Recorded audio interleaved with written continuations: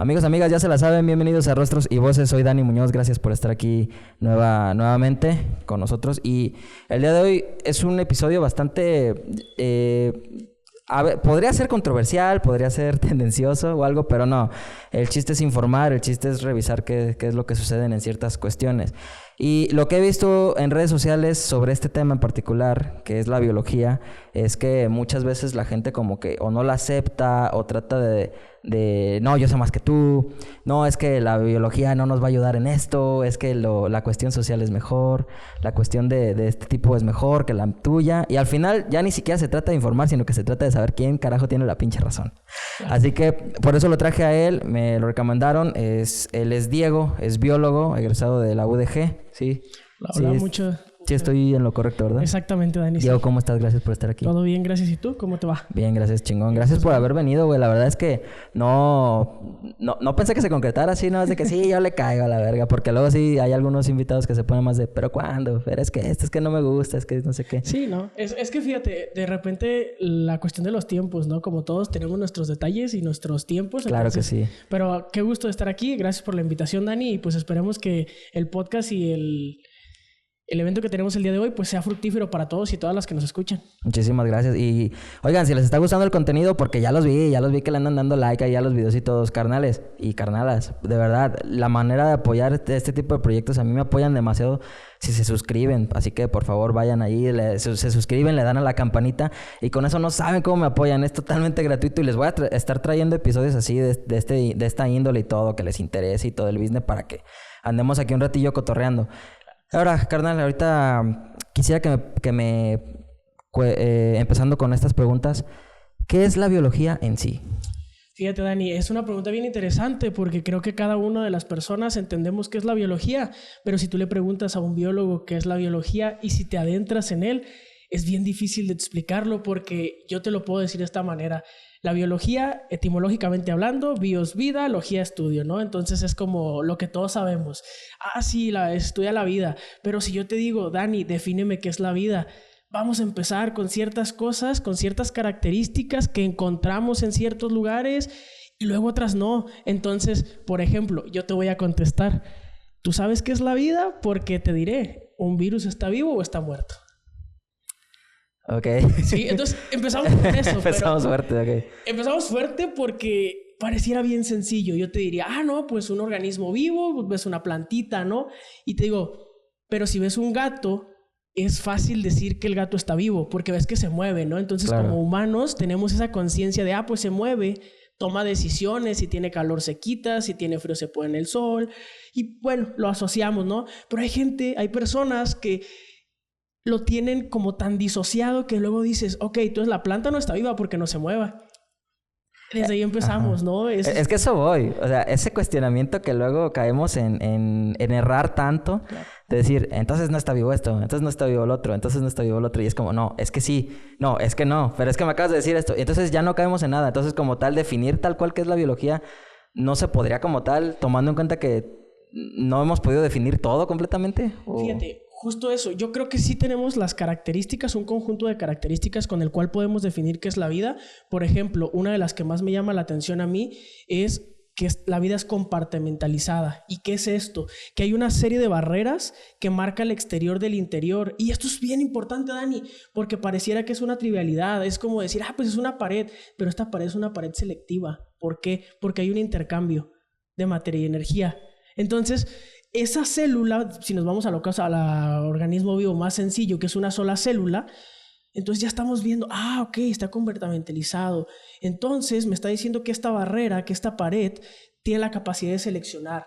Y si lo vemos de manera muy burda, es como un cadenero que deja entrar o salir al que él quiere o lo que él necesita.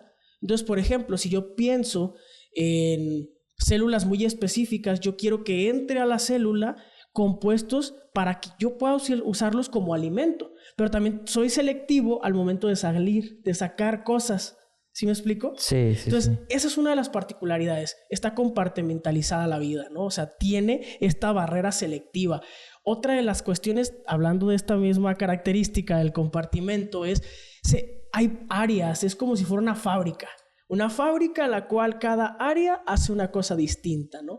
Entonces la célula es tan precisa en ese sistema que una célula, por ejemplo, hablando de las células eucariontas, que después ya si gusta les platico qué es eso, esta célula tiene dividido qué hacer con los lípidos, qué hacer con los carbohidratos, dónde hacer proteínas, dónde deshacer proteínas, todo eso. Entonces es una serie de compartimentos especializados para una tarea. Entonces por eso es tan importante, ¿no? Claro. Y, por ejemplo, ahí eso que mencionabas de las células y ese tipo de cosas, ¿es por eso que luego definen al cáncer como algo, o sea, lo que es la enfermedad del cáncer, lo definen como algo de una célula que sale mal porque está clonándose mal?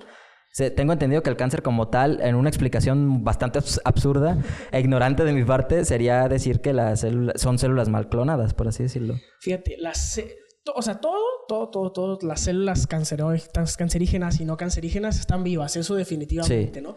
Pero la célula cancerígena, la particularidad es que cuando tú revisas una célula cancerígena o un tumor, en estas encuentras una particularidad. Hay una disentonía, o sea, ya no están sintonizadas. ¿Y esto qué significa? Que, por ejemplo, imaginemos que vamos a hablar del cáncer de colon. Entonces, todas las células tienen el mismo material genético, las mismas instrucciones. Digamos que tienen 10 instrucciones para todas ser células del colon. Pero en un momento, una célula dice, ¿sabes qué? Ya no me convence trabajar en equipo. Entonces, ¿qué pasa, no? Pasa que esa célula empieza a multiplicarse de manera más acelerada que las otras, a una tasa distinta a la que las otras están dividiendo y con otras características morfofisiológicas. Ya no está cooperando.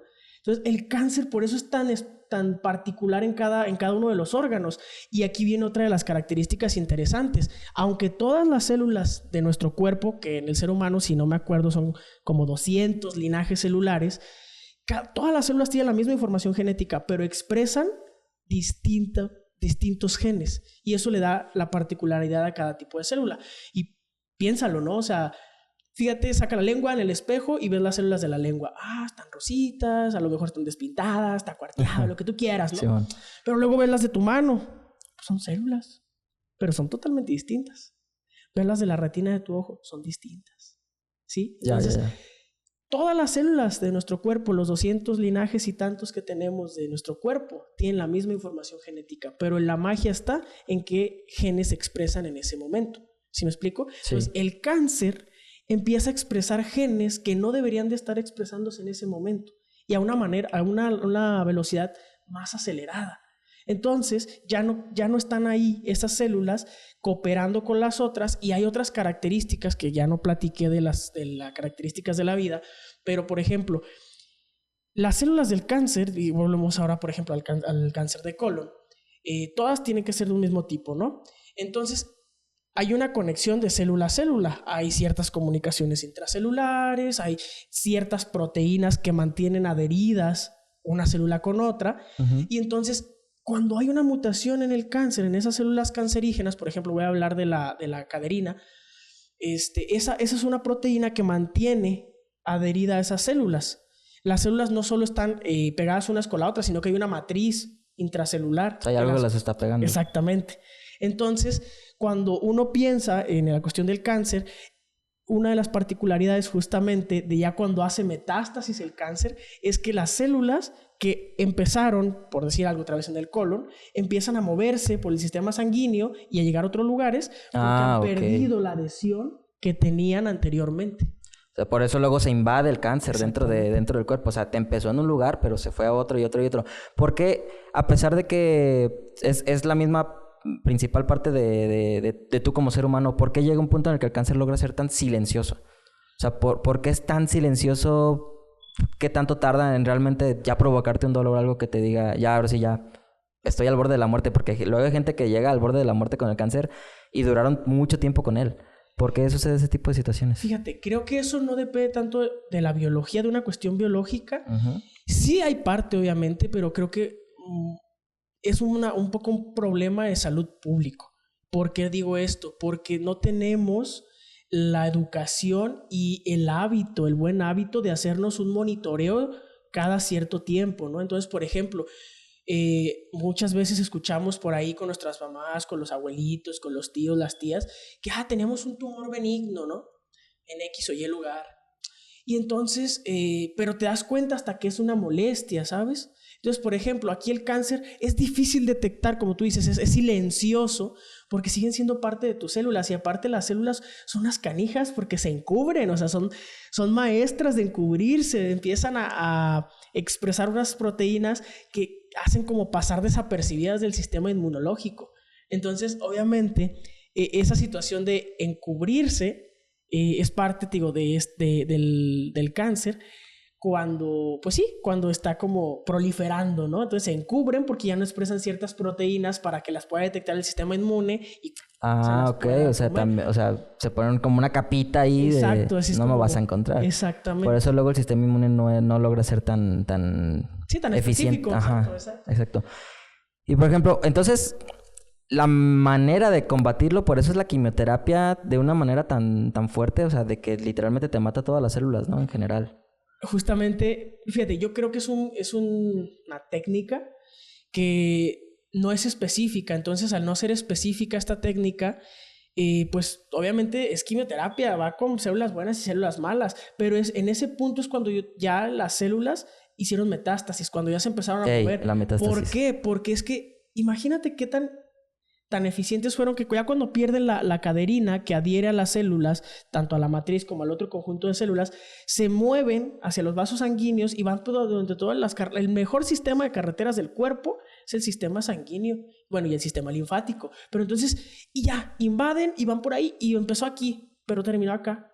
¿Por qué? Porque llegaron a ese sistema de carreteras, a esas vialidades que les dio por vía libre, llegaron y se instalaron en otro lugar.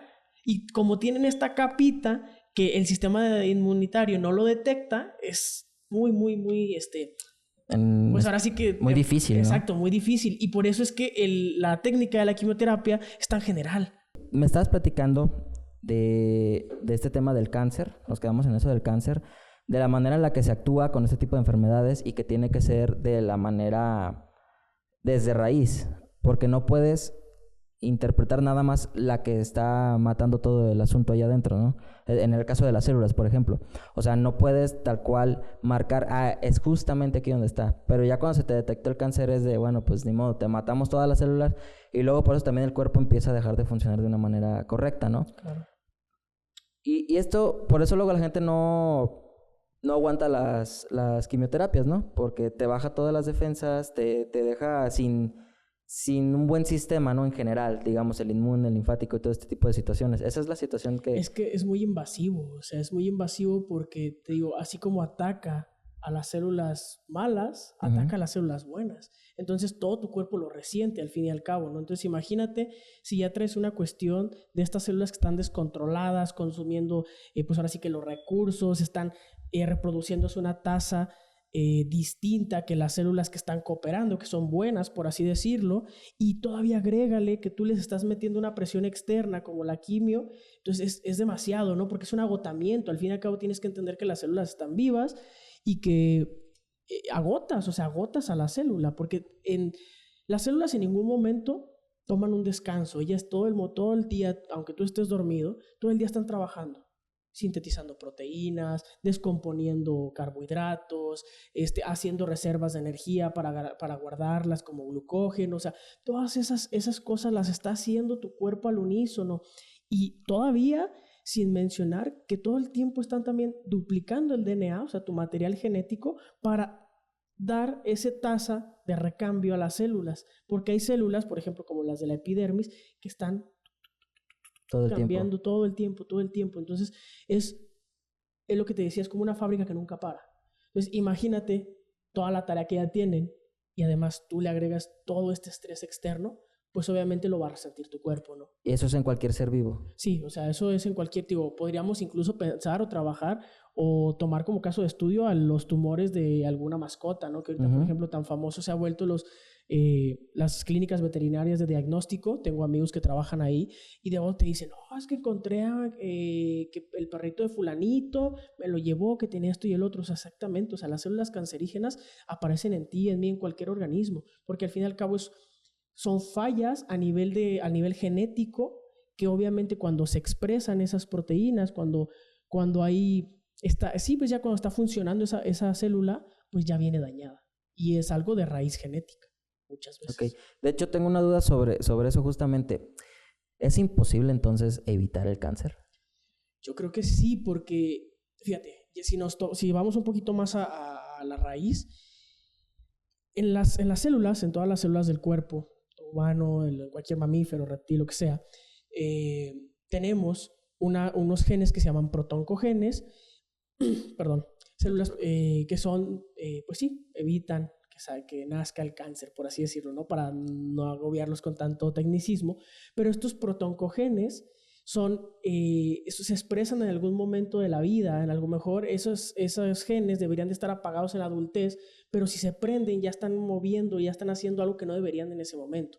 Entonces es algo de raíz genética y además si a eso tú le sumas que cuando se abre, vamos un poquito más atrás, cuando están las células en el ciclo celular y está en la etapa S de síntesis, se abre la doble cadena y empiezan las moléculas a copiar la información.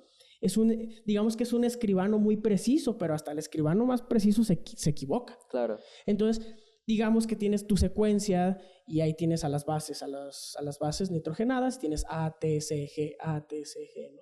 Que son las bases, y en un momento el escribano se equivoca y en vez de poner A, pone C y luego empieza a poner otras. Entonces, ahora, cuando ya sintetizó ese código, tiene que pasar al RNA ribosomal para empezar a seguir con el camino que es la síntesis,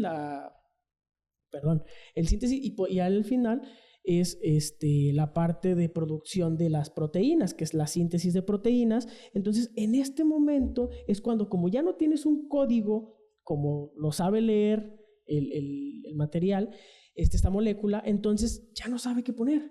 Porque anteriormente a lo mejor esa instrucción de 3 nucleótidos te decía, aquí vas a poner una valina, pero ahora ese nucleótido se va a cambiar, esos nucleótidos como se cambió, van a poner otra proteína y a lo mejor esa proteína ya no cumple la función.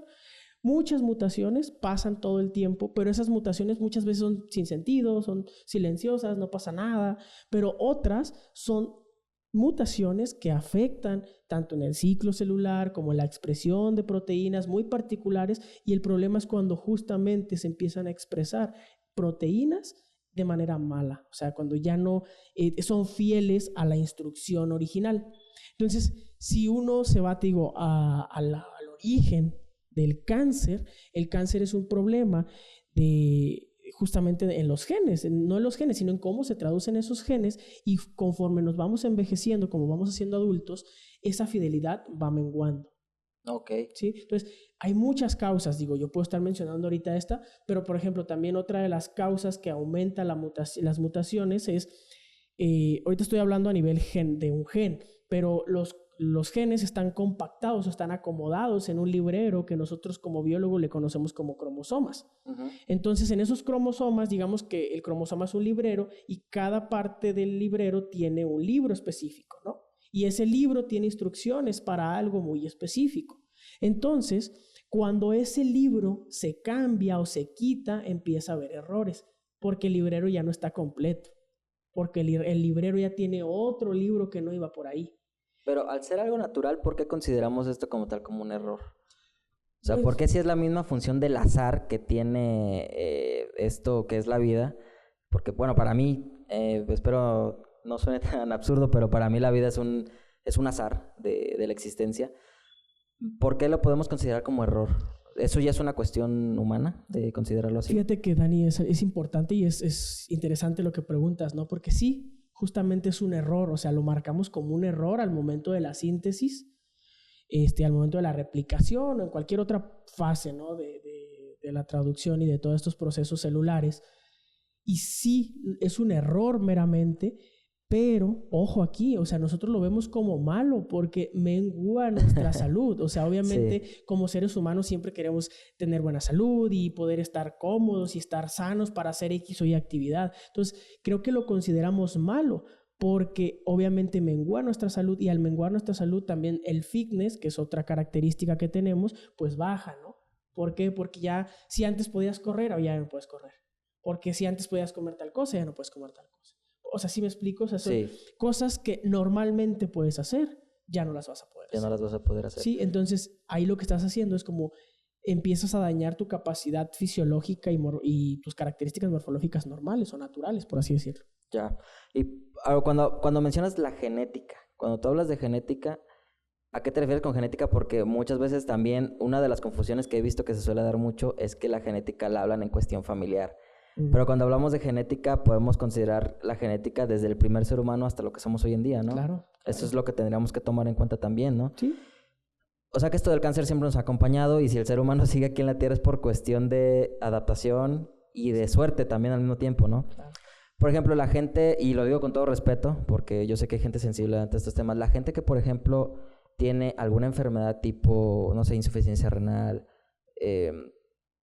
cáncer en los huesos o algo por el estilo, en teoría esta gente por naturaleza tendría que haber muerto si no fuera por la tecnología.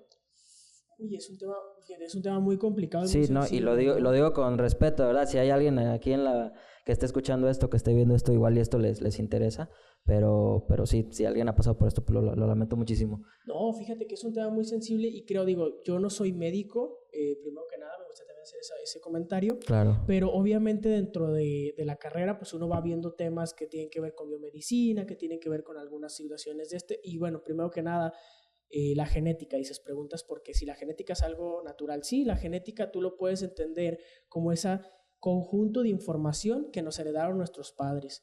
Nuestros papás nos dieron 50% del material genético mamá y el otro 50% el papá.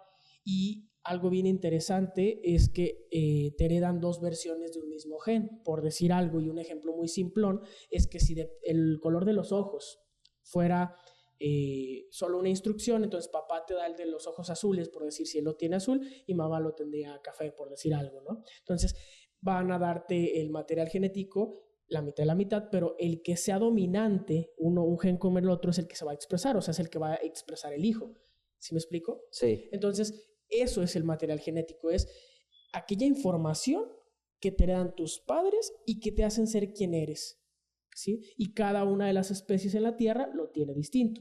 Ahora, con respecto a lo que mencionabas de lo de las enfermedades, por ejemplo, insuficiencia renal es una enfermedad distinta al cáncer, pero, por ejemplo, hay personas que nacen o nacemos con cierta predisposición y aquí me gustaría remarcar esto porque si uno piensa en esta situación de que naces predispuesto es porque en algún momento nuestra historia familiar, nuestra genealogía, hemos estado heredando las dos copias de ese gen que nos predispone a esta enfermedad. Entonces, a lo mejor te dices, ay, es que mi abuela era diabética. Exactamente. ¿Sí? Ay, es que mi tío. Entonces, empiezas a revisar, y de hecho esos estudios se llaman análisis de pedigrí, porque hacen eso. Checan la genética de papá y de mamá, de abuelo, de abuela, y empiezan a ver la descendencia, ¿no? Entonces, empiezas a ver una frecuencia de qué tan común es que estas personas expresen cierta enfermedad. Y estamos hablando de enfermedades, pero también podemos hablar incluso de la característica de la forma del cabello, de por qué es rizado, de por qué los lacios, ¿no? También eso se está heredando. ¿Y en las actitudes? ¿O eso sí ya es con quien conviviste? Fíjate, yo ahí tengo eso es una opinión muy particular, creo que con la cuestión de la actitud sí depende mucho del entorno, si obviamente creces en un entorno donde hay personas que gritan, que golpean, que maldicen todo el tiempo y tú estás joven, eres una taza vacía, ¿no? Te van llenando, entonces tú vas adquiriendo esas cosas, porque también otra cosa que creo que no mencioné al principio, cuando tú hablas de genética, hablamos de genética a distintos niveles. Por ejemplo, está la genética individual de una persona, podemos hablar de genética de poblaciones y esto es bien interesante porque hay poblaciones predispuestas a tener ciertas enfermedades porque esos genes están en esa población. Claro. Hablemos, por ejemplo, en este caso de la endogamia. La endogamia es por estarse haciendo retrocruzas o estarse cruzando con parejas o con familiares cercanos que ya traen una predisposición genética a algo, ¿no? Entonces, por ejemplo, ya en lo de las actitudes, estás heredando ese conjunto por de ejemplo, caracteres. La gente menonita, por así decirlo. Es que esas son ya costumbres. Hay que recordar que eso es algo muy particular del ser humano. Nosotros, aparte de lo que heredamos como propio, como genética, aparte tenemos la cultura y esa se hereda porque estamos rodeados de ese entorno, ¿no? Entonces, claro. Yo creo que las actitudes difícilmente se podrían heredar. Digo, podría haber que sí, habrá personas a lo mejor que estén estudiando este campo y me puedan decir, oye, ¿sabes qué? Pues sí se heredan. O hay ciertas particularidades que se podrían heredar. Pero en mi ver, creo que influye más el entorno para las actitudes que la cuestión genética. De hecho, también hay otra cuestión que se llama epigenética, que eso es marcadores moleculares, como si fuera, por decirlo, como una especie de pincitas sobre el DNA que tú quitas y pones y permite expresar o silenciar ciertos genes. Entonces, esa epigenética se ve muy estimulada por los factores del entorno. Que si ya me dio mucho sol, que si no me da sol, que si estoy expuesto a unas condiciones de altitud con menos oxígeno, que si estoy a nivel del mar con más oxígeno. O sea, esas cuestiones sí son más maleables porque estás hablando de una cuestión epigenética, ¿sí? O sea, esos pequeños ganchitos. Entonces, eso es bien importante. Sí. Digo, lo de las actitudes me parece un poco difícil, digo, en mi punto de vista, obviamente. Digo, los biólogos de repente tenemos esa costumbre de que queremos ser todólogos, no somos todólogos, pero más o menos entendemos las bases, ¿no? Entonces, cuando tú más o menos entiendes las bases, empiezas a buscar por ahí, porque empiezas con los cimientos, ¿no? Entonces ya, pues puede ser por este lado. Habrá a lo mejor condiciones en las que están investigando y puede haber a lo mejor sí predisposición a ciertos genes que te den una predisposición a ser violento, por decir algo, ¿no? O sea, me imagino que debe de haber algo. Sí, porque, a ver, se ha hablado mucho, por ejemplo, de gente que nace en entornos incluso buenos. Y digo buenos en el aspecto de que una buena mamá, un buen papá, gente que enseña, gente que educa y todo eso. Y aún así terminan por hacer cosas malas. ¿Qué pasa con eso? ¿Sí existe también esa parte en la que puedes nacer esquizofrénico, puedes nacer ya con ese tipo de circunstancias? ¿O sí tiene que haber alguna influencia ya cuando estás afuera en el mundo? Mira, buena pregunta. Creo, en esta situación también, al ser una enfermedad, por ejemplo, el Alzheimer o la esquizofrenia, cualquier cosa, va a haber predisposición genética. Yo creo que esto igual y hasta cierto punto es más de un psiquiatra, ¿no? Sí, pero si hay predisposición genética, evidentemente hay personas que por los genes, porque... Por ejemplo, volvemos al caso de la célula, ¿no? Vas a decir otra vez la célula, pero es que... No, es el tema, ¿no? O sea, es la unidad básica de la vida. Entonces, piensa que si hay un problema de actitud, es a nivel cerebral. Entonces, si hay células, hay neuronas en nuestro cerebro que a lo mejor no están haciendo sinapsis bien, que a lo mejor están teniendo información o están transmitiendo la información de mala manera, puede provocar al fin y al cabo a una patología, ¿no? Claro. Porque volvemos a lo mismo.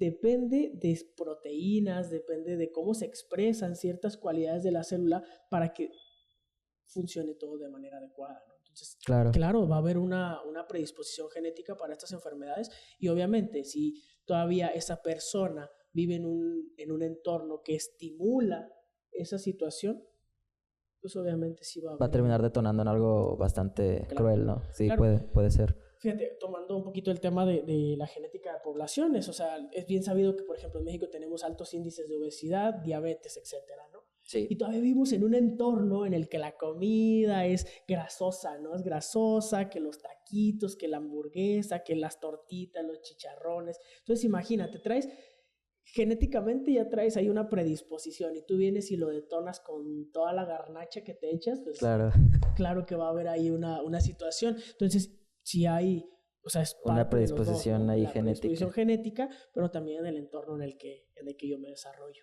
Ya, perfecto. Claro. O sea, ¿esto tendrá que ver con la cuestión primitiva del ser humano? O sea, ¿por qué algo que es inentendible hasta cierto punto, no sé, que tú ves a gente golpeándose en la calle sin razón alguna o algo por el estilo, siempre le llamamos, bendiga, gente primitiva? O sea, ¿por qué le llamamos algo primitivo a algo que es precisamente violento, aunque sea en una cuestión de defensa propia, por así decirlo? Fíjate, ese tema también es bien, bien interesante, Dani. Ahorita te voy a mencionar 2 de los libros que leí. Justamente son de un médico español. Uno se llama El mono estresado y otro se llama El mono obeso. Y están chistosísimos los títulos, ¿no? Pero ya te empieza a hablar de ciertas cosas. Por ejemplo, ¿por qué la gente tiende a la obesidad? ¿Por qué tendemos a eso? ¿Y por qué, por ejemplo, ahora la obesidad es mala? O sea, ¿por qué la obesidad de nosotros es algo malo? ¿Por qué el estrés, siendo un mecanismo de evolución para reaccionar ante un peligro? Qué bueno que recordaste la evolución, porque ahorita vamos a pasar ese tema. Justo, porque el cuerpo, fíjate, siempre nosotros en nuestra historia evolutiva, Claro. Desde nuestros ancestros, vamos, y podemos decir hasta los australopithecus y seguir por ese camino, pero ya en Sapiens, nosotros hemos tenido un camino evolutivo bien accidentado, pero bien interesante. Y fíjate cómo son, hablando de lo que decíamos hace rato, la importancia del entorno. Nuestros antepasados en algún momento vivían en bosques exuberantes con la facilidad de estirar la mano, y tomar una fruta, tomar una hierba y comer y no hacer mucha actividad física. ¿Por qué? Porque estabas arriba de un árbol, estabas a gusto, o sea, te medio limita, te medio defendía, de los depredadores, ¿no? Entonces, si tenías comida en abundancia. Pero ¿qué pasa? Se viene un cambio climático en África, entonces ahora la selva se empieza a convertir en sabana. Entonces, imagínate qué estímulo tan grande fue que ahora el monito el ancestro, ya no tenía esta disponibilidad de comida, sino que ahora tenía que bajar al suelo y empezar a buscar.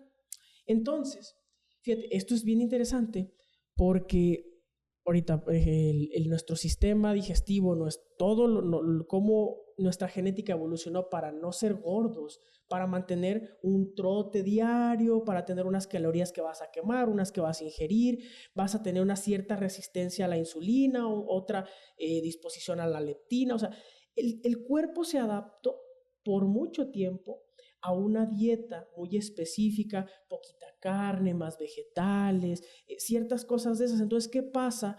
Que nuestra evolución ha sido tan rápida y nuestros cambios de costumbres tan bruscos que ahora el cuerpo dice, changos, ¿qué voy a hacer? Porque yo tenía que consumir esto, mi cuerpo evolucionó para consumir esto, pero nosotros culturalmente hemos adoptado otras costumbres. Y que más carne, y que más grasa, esto y el otro. Entonces el cuerpo dice, hago lo que puedo con lo que tengo, ¿no? Entonces ahí empieza la predisposición a la obesidad. Ahora, con lo que decías de por qué lo volvemos mal, o sea, el estrés no es ahorita lo vemos popularmente, ya casi yo creo que si no dices, no estoy estresado, estoy cansado, ya no estás en onda, ¿no? Porque el estrés fue ese estímulo que te despierta para que tú no sufras un daño físico. Okay. ¿Sí me explico? Entonces, el estrés no es malo. El estrés es una reacción para que tú como individuo te salves o te muevas o hagas algo con respecto a un estímulo del entorno, ¿sí? Entonces, pero anteriormente, por ejemplo, si ibas a combatir por, no sé, la comida o eran un par de machos peleándose porque tenían que reproducirse o cualquier cosa, había un shot de estas moléculas para que te hacían que estabas estresado. Entonces, estabas en modo alerta. Claro. Pero, ¿cuál era la manera de sacar todo ese pues, ¿cómo decirlo? Si toda esa reacción fisiológica, ¿cómo la sacabas? Te ibas y te peleabas, ¿no? En ese momento ibas, combatías y se pasaba toda esa reacción fisiológica y ya habías desencadenado algo. Ahora, eres Godín, por decir algo, y estás en la oficina y llega el jefe y el jefe ya te hizo enojar, tú no vas a ir a golpear al jefe. Pero sin embargo... No, no es cierto, no. No a la violencia, muchachos, no a la violencia. Entonces, pero sin embargo, tu cuerpo ya reaccionó. O sea, fisiológicamente ya desentonó esa reacción. Entonces, empieza a ser un acumulativo. ¿Sí me explico? Porque todos los días tienes ese estímulo. Y tu cuerpo no sabe... O sea, él tiene que reaccionar para sobrevivir. Entonces, él no sabe si el jefe es bueno o malo. Él reacciona al estímulo de que estás estresado. ¿Sí? Entonces, muchas veces, volviendo a lo de la pelea, son esos instintos primitivos que te hacen combatir, pero si te pones a pensar, y esto ya es un poquito más de psicólogos, tienes el raciocinio para empezar a evaluar. Y otra cosa que yo creo que es bien importante es lo que está socialmente aceptado. O sea, si tú piensas en qué está socialmente aceptado, entonces por eso decimos, es un inadaptado. Porque no eres capaz de lidiar con ese estímulo frustrante. Porque como sociedad, que heredamos una cultura, hemos creado ciertos códigos para suplantar esa reacción biológica, fisiológica, que ya te desentona de manera natural, pero que socialmente no es bien vista. No es bien vista, exactamente. ¿Sí me explico? Claro. Entonces, o sea, vuelvo a lo mismo, no es algo malo. Es algo que naturalmente está, pero que ahora hay una disparidad. Hay reglas ahora. No, y aparte hay una disparidad con respecto a, yo evolucioné en este entorno, o sea, tus genes paleolíticos evolucionaron en un entorno distinto a los que estás en una sociedad moderna donde hay una sociedad con reglas, usos y costumbres. No sé si me doy a entender con eso. Sí, a ver, mencionabas lo de la... Ahorita que dijiste que evolucionaste de una manera distinta, ¿a qué te refieres? No que evolucionamos de una manera distinta, sino que creamos como sociedad un conjunto de reglas. Claro. Sí, entonces ese conjunto de reglas... Y todavía depende de la tribu, ¿no? Además, exacto, porque si tú te mueves actualmente, por decir algo, a la India, hay un conjunto de reglas socialmente aceptadas distintas a Occidente, ¿no? Claro. Entonces es eso, o sea, es un conjunto de reglas en el que aparentemente todos estamos de acuerdo y por el cual todos vamos a convivir, ¿sí? Pero también piensa que en ningún momento en las sociedades humanas primitivas nunca estuvimos así. O sea, esto es enorme porque las sociedades humanas cada vez son más grandes. Sí, no, pues ya vamos para 9,000 millones, ¿no? Exacto, o sea, con más individuos, con más interacciones, con más cosas distintas, cuando las sociedades en el pasado no eran tan grandes. Entonces mantenías vínculos en tu manada, en tu tribu, de unas decenas de personas. Sin que se manchara una parte o la otra, ¿no? Tan fuerte, ¿no? Por así decirlo. Y todo este tipo de cosas conlleva entonces a preguntarte, carnal, la evolución. Porque también esta es otra que luego... yo respeto creencias, pero siento que hay cosas que ya no son tanto de creer, sino de que literalmente te las están poniendo sobre la mesa y te están diciendo, güey, o sea, aquí está, léelo tantito, dale chance, o sea, y mírate tú como ser humano, como Homo sapiens que eres. La evolución, ¿cómo podríamos definir la evolución? Porque también el otro día estaba platicando con un amigo y me dice, es que puedes modificar tu genética. Y le digo, es que la genética es al azar, bien puede ser que han modificado de alguna manera. Si te mueres después es porque, por cuestiones de esa modificación, es porque no fuiste apto para sobrevivir, aún con la modificación, o sea, hablando de tecnología. Pero sí puedes entonces modificar la genética, o sea, sí puedes modificar. Y también la otra pregunta es sobre la evolución. ¿Cómo podríamos definir la evolución?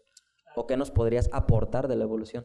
Bueno, Dani, mira, esta parte creo que son de las cosas que yo me puedo tener un rato hablando y explicando, porque dentro de la carrera, yo creo que todos los biólogos vemos la evolución y muchas veces no la entendemos. Pero en mi caso particular, yo me orienté a esta parte de evolución, ¿no? Entonces, la evolución la puedes entender como un proceso constante de cambio al entorno y a las condiciones particulares. ¿Y esto qué es? En pocas palabras es, todas las especies se ven estimuladas, se ven, ¿cómo te puedo decir? Pues sí, bombardeadas con estímulos externos, pero también con situaciones particulares de competencia entre individuos, también de cooperación. Entonces, esto empieza a ver esta situación de, hay un desbalance en el fitness, porque, por ejemplo, hay momentos en los que tienes que competir por cierto recurso. Claro. Entonces, si no comes, te mueres. Tú sabes que eso es sencillísimo. Primero comes y luego te apareas y luego tienes descendencia y esa es la manera. Entonces, la evolución es este proceso de cambio. ¿Sí me explico? Y es al azar. Es al azar, pero lo podemos medir actualmente. Por ejemplo, tenemos ciertas herramientas matemáticas, pero ahorita voy a ir un poquito más a lo que decías de las creencias y toda esta onda. La evolución ya no es una cuestión de creer. O sea, ya hay cientos, sino miles de trabajos que tienen documentado que la evolución es un hecho. O sea, esto no es de creer o no. Obviamente habrá personas que yo no quiero creer porque mi religión está bien, o sea, pero lo que es, o sea, es objetivo y ahí están, ¿no? Y dicen en mi rancho, si traigo los pelos en la burra en la mano, es porque así es, ¿no? O sea, es parda y se acabó. Sí, bueno. Entonces, a mí me parece interesante ahorita que dices esto de la evolución, porque es un proceso que lo podemos medir actualmente y obviamente ha ido cambiando. Fíjate, te voy a contar un poquito de la historia. La idea de la evolución siempre la asociamos con Darwin, ¿no? Porque es el papá de la biología moderna. Sí. Pero no, o sea, la evolución es una idea que traen desde mucho antes. Mira, te voy a platicar en la carrera, un día leyendo.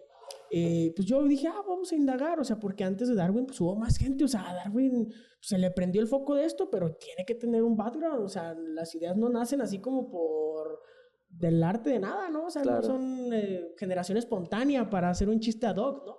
Sino que tiene que haber algo atrás, ¿no? Entonces, esta idea, una parte de la idea de la evolución, de la transformación de las especies, se le ocurrió a un árabe que se llama Avicena, o se llamaba Avicena. Entonces, ya Avicena tenía esta idea de que las especies cambiaban y toda esta onda, y obviamente esto fue cambiando, ¿no? Ya durante la Ilustración, después del Renacimiento, ya había un poquito más de estudios acerca de la naturaleza y toda esta onda, y fíjate qué interesante que a Darwin tiene como precesor a Lamarck, y Lamarck ya hablaba de una transmutación. De hecho, Lamarck lo ves y ahorita, bueno, en las escuelas ahora lo vemos como, ay, es que se equivocó. No, espérate, no se equivocó. O sea, tómalo en su contexto. Yo creo que algo muy importante es que cuando estudias un científico, una persona ilustre del pasado, es que entiendas el contexto en el que se desarrolló. Entonces, Lamarck intentaba responder preguntas muy de su época, ¿no? Entonces, Lamarck, Buffon, Linneo, todos esos naturalistas de antaño que estuvieron antes de Darwin, le aportaron a Darwin.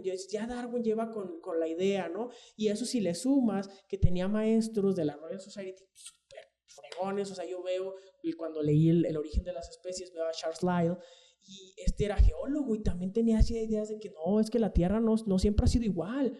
Entonces, empieza a haber este cambio de paradigma sustentado en hechos. O sea, esa es la cosa. Por eso decimos que la evolución ya no es una creencia, es sustentado en hechos medibles, que es un hecho. Entonces ya a Darwin se le ocurre y dice, oye, pues me voy a ir, ¿no? Me voy en el viaje del Beagle y voy a ir a Sudamérica y voy a hacer una circunnavegación y toda esta onda, ¿sí? Entonces empieza a exponerse a situaciones y primero que nada ser muy observador. Entonces encuentra las Galápagos ciertas situaciones, encuentra fósiles, o sea, hubo un montón de cosas que a Darwin lo llevaron a esta idea maravillosa, a su años mirabilis, ¿no? Le dicen los físicos, y en ese momento que regresa de su viaje, ya se queda en Inglaterra y empieza a escribir. Escribió no solo el origen de las especies, escribió el origen del hombre, escribió sobre los sentimientos de los animales y no sé qué tanta cosa. Y entonces ya él expone un mecanismo por el cual nosotros podemos medir la evolución, que es la adaptación de las especies. Entonces, una cosa es la evolución, otra cosa es la adaptación, porque luego los ponemos al mismo, sí, a la par, ¿no? Sí, de hecho, eso yo regularmente lo hago. Distintas, o sea, son cosas distintas porque se está adaptando o ahora también decimos se está adecuando, pero tiene que ser un estímulo persistente durante el tiempo, que la especie o la población, mejor dicho, la población esté sometida a ese estímulo para que haya un cambio perdurable y que los individuos que se estén mejor adaptando a esa circunstancia puedan pasar sus genes, porque no es nada más de que, sí, ya resistí la hambruna, sí, ya resistí el calor, no, porque si se muere ese individuo, se fue con todos sus genes. Entonces tienes que ser capaz de reproducirte, no nada más de adaptarte, sino que tener la capacidad de pasar esos genes exitosos. Entonces la evolución es ese proceso que pasa dentro de una población de organismos. ¿Sí me explico? Sí. O sea, eso es bien importante. Ya cuando tú comprendes esta situación, entonces mides la evolución a nivel poblacional. ¿Sí? Sí. Entonces, o sea, por ejemplo, durante la carrera estuve en un laboratorio de diagnóstico clínico pecuario. Y en ese laboratorio de diagnóstico clínico pecuario, dentro del área de microbiología, me parecía fascinante porque trabajábamos con bacterias, ¿no? De coli, de Staphylococcus aureus, de un montón de cosas.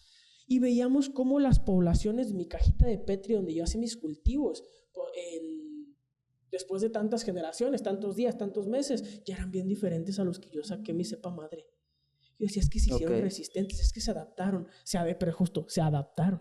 Ya, o sea, la evolución es un proceso. Pero bien puede ser que dentro de la evolución, o sea, cuando algo evoluciona o algo, bien puede ser que se pierda, ¿no? Sí, claro, sí. Fíjate, o sea, piensa... Porque luego lo ven como progreso, pero luego puede ser que perjudicaste también esa parte. Pero es al azar. Yo lo que quiero también llegar es como, es al azar, ¿no? Ajá, es que es al azar, pero el que toma la decisión... Es que aquí está la parte que si no le metes el coco matemático, tú puedes decir que alguien lo está seleccionando, pero es que sí es azaroso, pero ese azar se hace... por matemática, ya luego si ves un modelo, lo vas comprendiendo de una manera muy particular en la cual ese azar tiene a la selección natural como el que elige.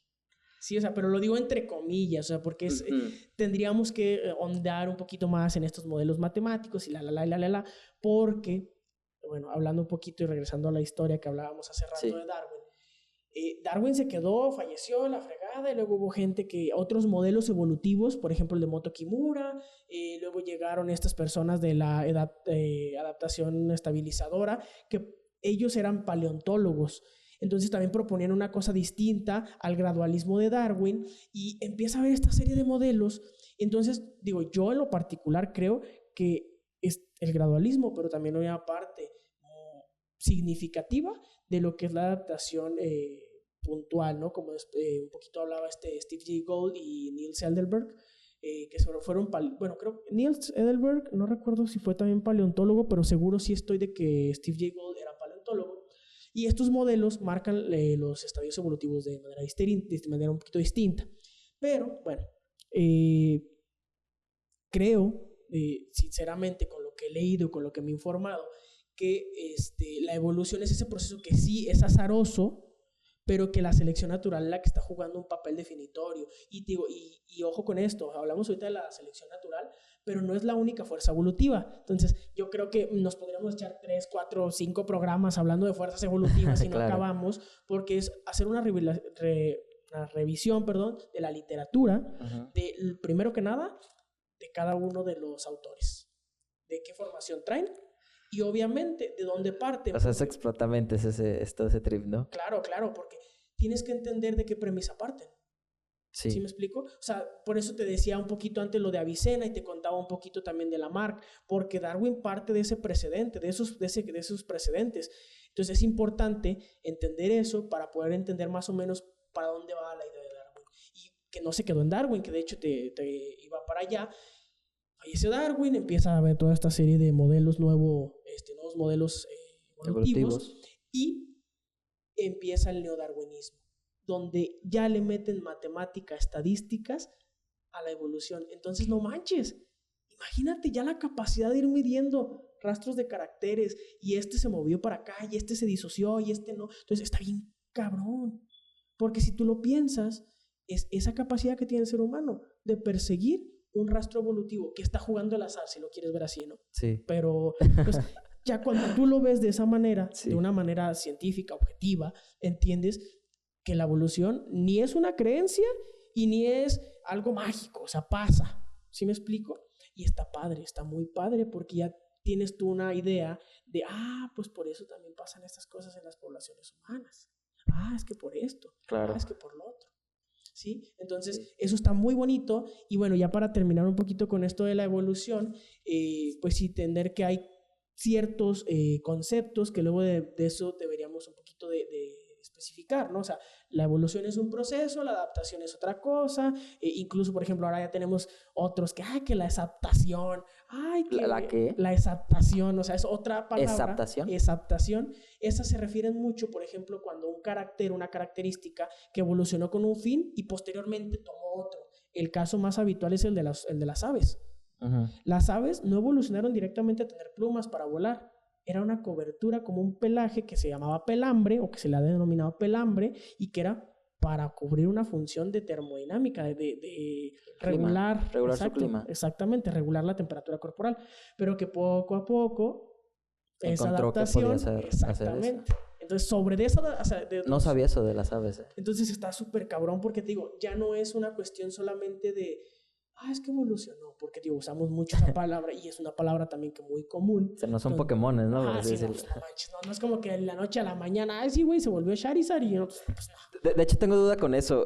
¿Cómo es este proceso de evolución? ¿Realmente como seres humanos lo podríamos observar así bien? ¿O cómo sería la manera en la que un ser humano podría decir, en algún momento fuimos así y en este momento fuimos ya de esta manera, pero ¿cómo explicarlo?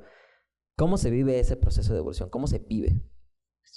Es compleja y qué bonita pregunta porque quería meter al programa este ejemplo para que vean que sí se puede hacer. Fíjate, bueno, en el ser humano nosotros el proceso evolutivo lleva decenas de miles de millones de años incluso, ¿no? O sea, después de la explosión del Cámbrico en la historia de la vida, después de los 500 millones de años de cuando fue esta explosión de la vida, ha habido un montón de especies que aparecen y desaparecen en el registro fósil, otras que perduran, otras que han cambiado. Entonces, para estudiar el proceso evolutivo, por ejemplo, si vamos a la especie humana, nosotros tenemos los cráneos, los huesos, empezamos a hacer este registro fósil, ahora hacemos estudios a nivel molecular, con el paleogenoma y todo esto. Pero los casos que yo quiero poner que son evidentes ahora es el caso de una polilla, que justo esa polilla sigue existiendo, no se me fue el nombre, pero es una polilla que vivía en los bosques en Inglaterra. Y fíjate cómo cambió. La polilla era blanca porque en los bosques donde estaba, exactamente. Más o menos escuché algo así, pero dale. Vivía en esos bosques y la polilla se posaba un ratito ahí para pasar desapercibida y se mimetizaba el color de sus alas con el del fondo del tronco de ese árbol porque era blanco, ¿sí? Entonces, ¿qué pasa?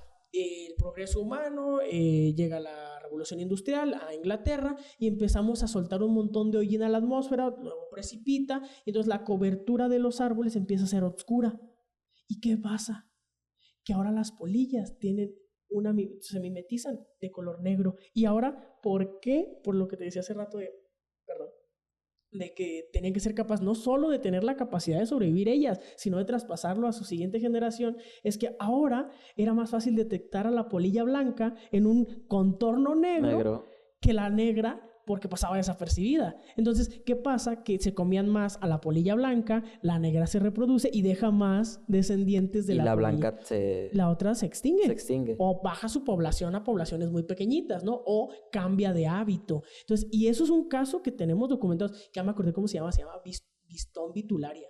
Bistón vitularia. Es una especie de polilla de Inglaterra. Y otro caso bien interesante también de Inglaterra, de evolución pues muy rápida, acelerada, es en Inglaterra cuando se hace el subway, tú sabrás que Inglaterra tiene la característica de ser un lugar con mucha lluvia, anteriormente era pantanoso, entonces cuando abren para meter el tren y las vías y toda la infraestructura que se necesita, había una población de mosquitos que vivía en la superficie, pues, mosquitos de toda la vida, ¿no? O sea, que se te paran y te hacen ahí una roncha, ¿no? Y esa población queda dividida. Algunos se metieron hacia la parte inferior donde iba a pasar el tren y otros en la parte de arriba. Y fíjate qué tan rápido fue esa situación de evolución acelerada que ahora vemos que hay una especie arriba, la de la superficie, y una especie abajo. Ya no se pueden reproducir entre ellos. Hubo una bifurcación. Vienen de la misma población madre. O sea, existían los dos en la superficie. ¿Sí me explico? Pero por cuestiones de... Pero porque se movieron, cambiaron de nicho. O sea, unos se quedaron arriba, otros se fueron abajo. La población creció abajo. También una población creció abajo. Y ahora ya no son capaces de reproducirse entre ellos. Entonces hubo una especiación. Pero eso fue así. O sea, una cosa humana desencadenó ese tipo de situaciones. Entonces, cuando te dicen, es que es una creencia, te puedo sacar un montón de cosas, de hechos, que a lo mejor no es el ser humano porque somos organismos que somos muchos, primero que nada, estamos por todos lados, y nuestra evolución cultural nos ha ayudado también a mitigar algunas cosas de cambio, pero no manches, o sea, tenemos lo de Bistón vitulario, tenemos lo de estos mosquitos, pues es impresionante, ¿no? Incluso por ahí leí hace no mucho que ya ciertas poblaciones de elefantes africanos, de la Loxodonta africana, ya nacían sin colmillos. Porque el factor del estrés era que los estaban cazando. Entonces ya las especies están naciendo sin colmillos. Sí, porque el marfil que tienen en los colmillitos, ¿no? Los matan para quitarles el colmillo. Entonces, ¿qué pasa? Y era parte de su estrés. Exactamente. De la población de los elefantes. Y están naciendo sin colmillos, elefantes africanos. Individuos de la población de elefantes africanos. A la madre. Ok, esa no la sabía, fíjate. Es justamente lo que quería como llegar a ese punto. Entonces, si hay un factor de que por cuestiones de vivencias de la misma población, sí puede hacer que cambie completamente. Sí, pues es lo que te decía hace rato, ¿no? Sí. Pasaba con el ser humano, pero pasa con todo. Con todos los seres. Nadie se salva. También hay algo así del dodo, ¿no?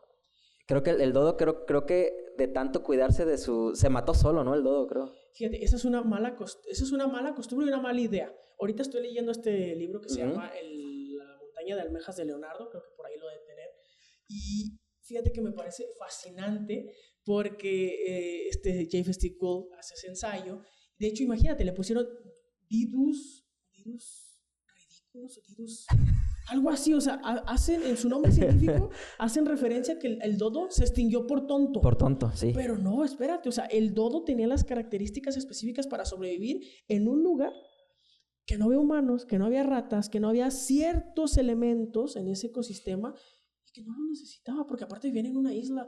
Es que luego, por ejemplo, me encontraba, por ejemplo, con la descripción de Richard Owen, un destacado anatomista y paleontólogo, y él escribía que no, que el dodo, pone ahí, ¿no? En su descripción, no, pues es que un animal con la cabeza tan grande y con el cuerpo tan cuadrado y medio tonto, y le daban, o sea, como la culpa al dodo de extinguirse por sus cualidades, ¿no? Sí. Entonces dices, no manches, espérate, ¿por qué? Pues tú fuiste el que llegaste, o sea, los marineros neerlandeses fueron los que llegaron a las islas de Mauricio y llegan y dejan perros, y dejan gatos, y dejan ratas. Entonces, ¿qué hicieron? Primero, lo que te decía, si no eres capaz de transmitir tus particularidades a la siguiente generación. Entonces, estos dodos anidaban a nivel de piso, no podían volar, hacían sus nidos, entonces era un manjar.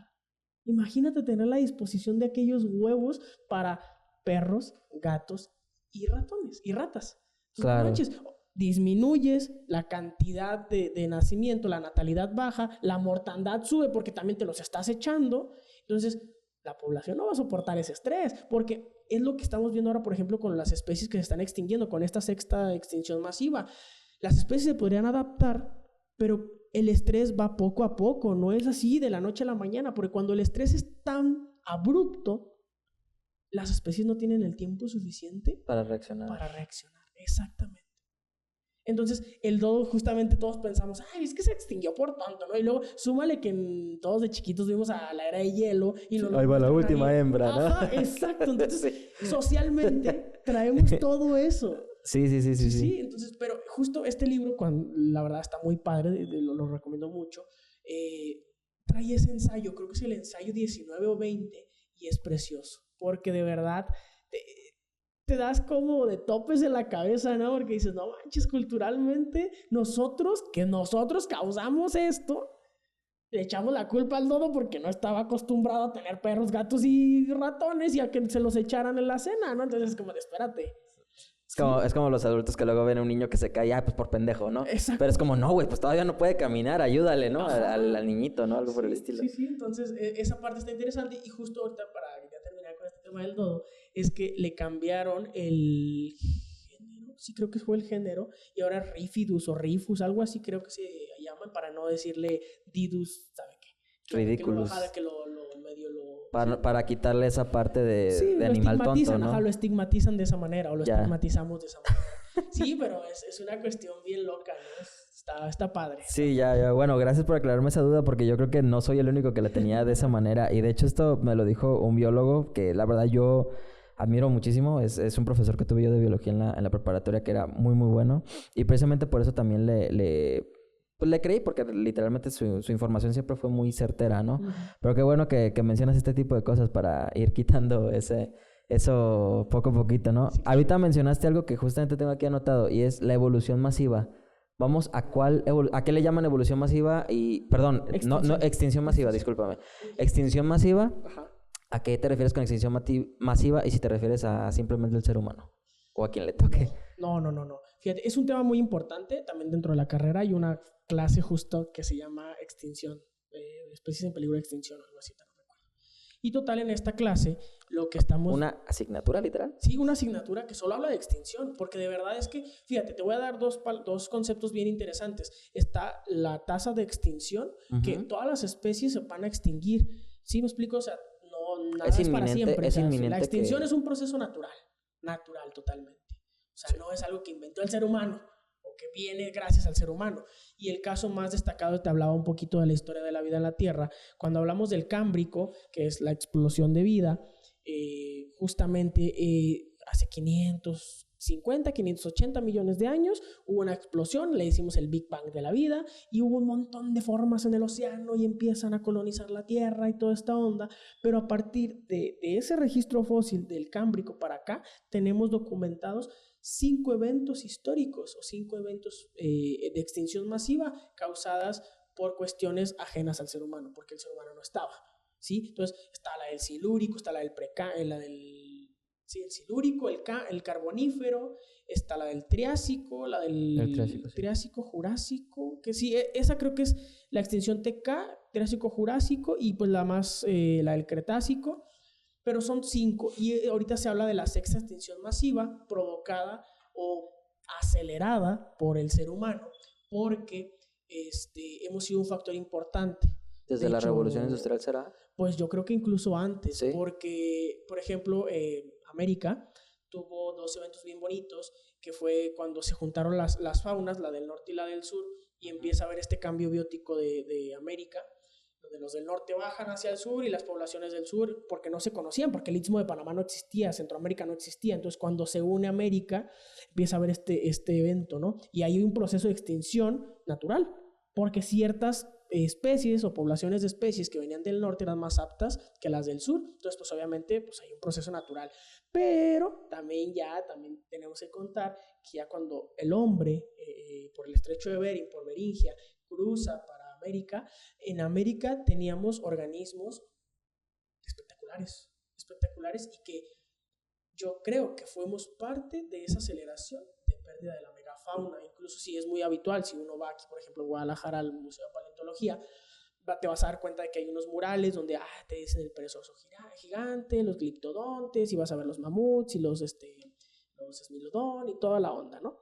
Entonces, eso es bien interesante porque ese proceso de pérdida de la megafauna, yo creo que totalmente tuvo que ver el ser humano, porque obviamente ya empezamos a cazar, la población empezó a crecer, teníamos ciertas habilidades de comunicación, ya nos podemos poner de acuerdo para ir a cazar a cierto bicho que entre uno solo no te lo podías echar. Como el mamut. Ajá, por ejemplo, ¿no? ¿Y el mamut qué tan cierto es? Digo, haciendo un paréntesis nada más. ¿Qué tan cierto es que el mamut murió por la caza tan fuerte que tuvo el ser humano con él, pero que era aventarlo hacia la manera de cazarlo era aventarlo hacia el precipicio, pero se iban todos? Claro.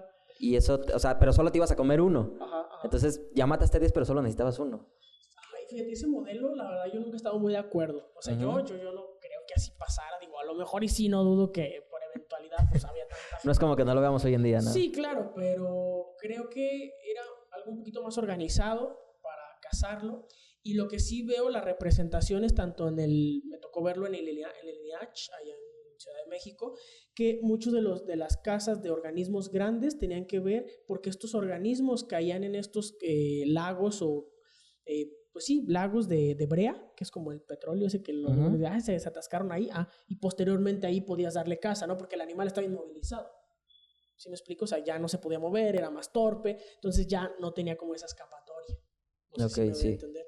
Entonces, a mi parecer, me parece un poquito más eso. No dudo que alguna estrategia de alguno de nuestros antepasados ahí haya corrido y les haya dicho a los otros que se movieran y vamos a acorralarlos. Sí, pero, o sea, que se caiga toda una manada dentro de un precipicio, pues no sé qué tan eficiente y qué tan real puede ser. Digo, no conozco, tendríamos que revisar un poquito también la historia de esta situación de dónde se encuentran los fósiles, porque eso podríamos hacer. Si ves un montón de restos fósiles, de mamut, en una planicie, evidentemente pues no se cayó, ¿no? Okay, no. O sea, entonces también eso.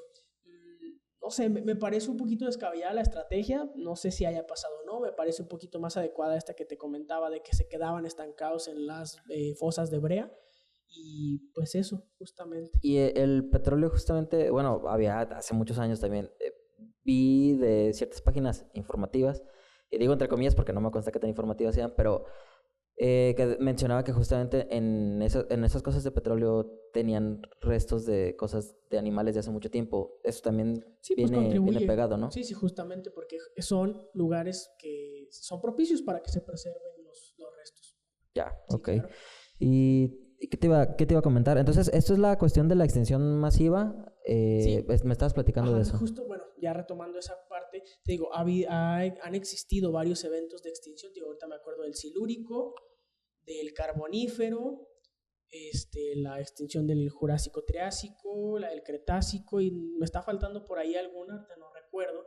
No sé si es la del Ordovícico, creo que por ahí. Y fíjate, ahí me voy a remontar a una de las extinciones masivas, que fue la del Pérmico, ya me acordé acordé, es la del periodo pérmico, fue una pérdida del 97% de la biodiversidad mundial. El 97%. Las estadísticas están entre el 95 y 97% de la biodiversidad. Entonces imagínate, mucho de la vida que ha existido en la Tierra ya no la vamos a conocer. Tal no cual. la vamos a conocer. Porque se extinguió hace muchísimo tiempo. Tanto que ya es materia que ya ni siquiera podemos rastrear, por así decirlo, ¿no? Ya ni siquiera se puede rastrear. Exacto. Y fíjate, y ahorita que dices, ahorita hablando un poquito de esto de extinción masiva, y te mencionaba en principio el concepto de extinción de fondo, la extinción masiva y la extinción de fondo se diferencia también a nivel estadístico. En un periodo muy corto de tiempo, la extinción masiva la podemos definir así. Una pérdida mayúscula de una gran cantidad de biodiversidad en un periodo de tiempo muy pequeñito. Hablando geológicamente, ¿no? Sí. O sea, no estoy hablando de 5 años, estoy hablando geológicamente. Entonces, estos periodos de extinción masiva han existido de manera natural, y aún así ha existido el concepto de extinción de tasa de extinción de fondo. Hay especies que ya no son aptas y van quedando en la competencia, por así decirlo, ¿no? Sí. Entonces eso es importante entenderlo porque, tío, la extinción también no hay que satanizarla, no es como de, ay, es que la extinción nosotros la provocamos, pues no, o sea... Es natural, pero sí, digamos que ahorita el ser humano lo que está haciendo es acelerar el proceso, ese es el problema y es lo que mucha gente ha estado como combatiendo de alguna manera, más que combatir, pues tratando de concientizar a la población en general, ¿no?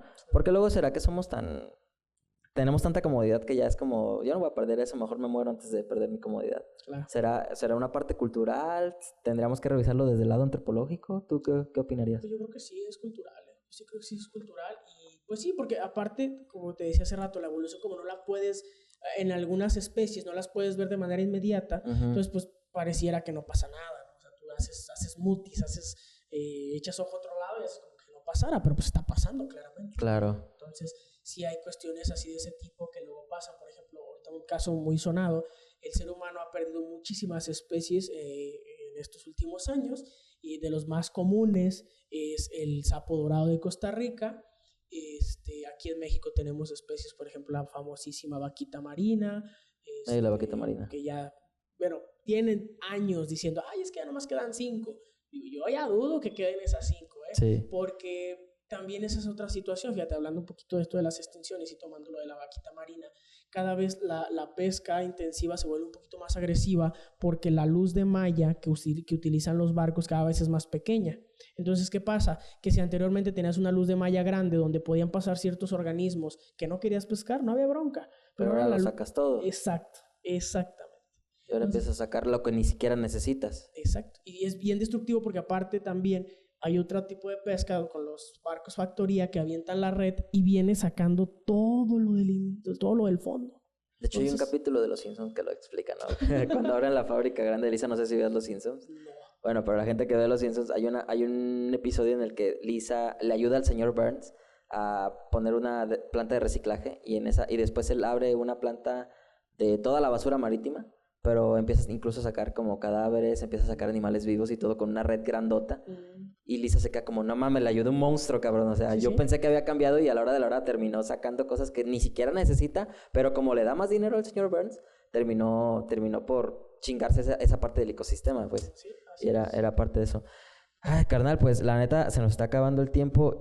Me encantaría que luego le cayeras nuevamente porque esto es un tema totalmente amplio, o sea, más amplio de lo que vimos, pero yo creo que ahorita con estos temas fueron bastante chidos y te agradezco un montón. Se nota que amas tu carrera, se nota que amas lo que haces, la verdad. Y igual y después le caes y me platicas de vivencias que has tenido, porque has tenido vivencias en cuestión de ecocidios y cosas que has trabajado de ese tipo, ¿verdad? Uy, sí, que lo has vivido. Son cosas, bueno, durante la carrera y ya ejerciendo he tenido, gracias, la oportunidad de estarme moviendo de área. Uh-huh. Y sí he encontrado así un montón de cosas. Estaba en microbiología, estuve en neuro, me metí a bioinformática, luego dije, no voy a trabajar con plantas y semillas, y terminé trabajando con plantas y semillas.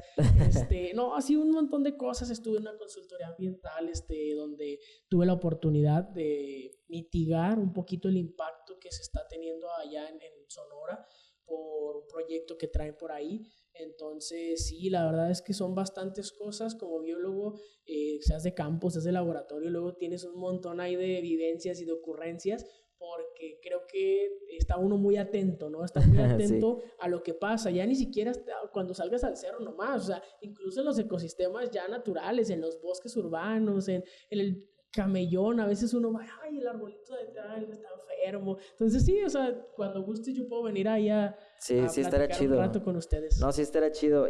Yo lo que siempre le pido a mis invitados, carnal, es que nos den un mensaje, güey. Digo, la verdad, ahorita yo creo que ya tocamos las bases de lo que es la biología y yo hoy sí quiero dejar un mensaje, nunca lo dejo, pero hoy sí creo que lo quiero dejar y es que no le teman a las cosas de la realidad. Yo sé que en cuestión cultural pues es muy difícil y todo, pero cuestionémonos un poquito más ciertas situaciones y también entender que esto no es una cuestión ni de odio, ni tampoco es una cuestión de que estén en contra de sus creencias, ni nada por el estilo. Es simplemente entender la vida que lleva el ser humano aquí, el papel que juega dentro de esta esfera azul llamada Tierra, llamada planeta Tierra. Y simplemente eso, yo sí los invito a que investiguemos un poquito más, no a ser eruditos, pero sí a entender más este tipo de temas. Y ahora sí, Diego, por favor, déjame un mensaje para la gente en general, el que gustes. Me dejas una tarea difícil, pero creo que de lo que yo puedo recomendar o el mensaje que yo le daría a las personas, a tu audiencia en general, es no tengamos miedo a quitarnos velos.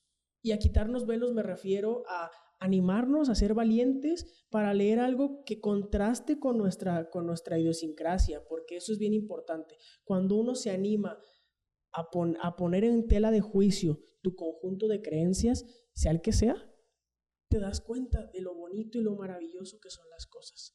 Porque yo parto desde la premisa de que las cosas son objetivamente bellas. Sí. ¿Sí? O sea, ya sin ponerle los mitos y las creencias, objetivamente son bellas. Entonces yo invitaría a la audiencia a que la ciencia que les guste, la disciplina que les guste, que lean, pero que contrasten sus ideas, ¿no? O sea, a mí me pasaba mucho en la carrera que era un ejercicio que hacía y la verdad es algo que yo recomiendo porque te saca de esa zona de confort, es incómodo, pero también te llena de alegría cuando dices, chales, yo no sabía esto.